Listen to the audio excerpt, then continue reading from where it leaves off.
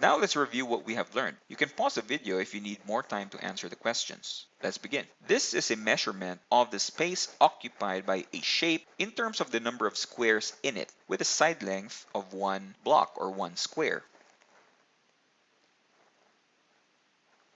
The answer is area. Area is the measurement of the space occupied by a shape in terms of the number of squares in it, with a side length of one unit or one square. Use the area method to find the answer to 8 times 6.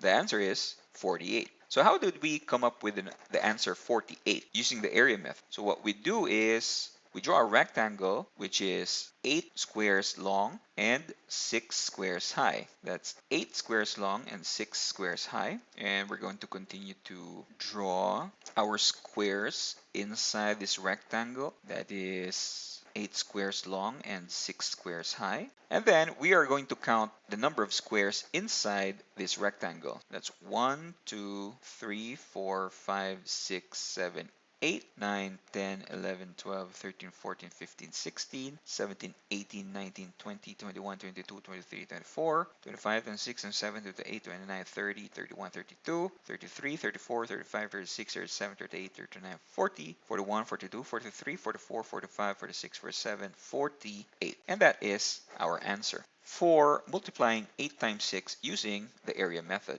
And that's it for now. Remember to keep on practicing your math skills with our sample exercises and workbooks. See you then.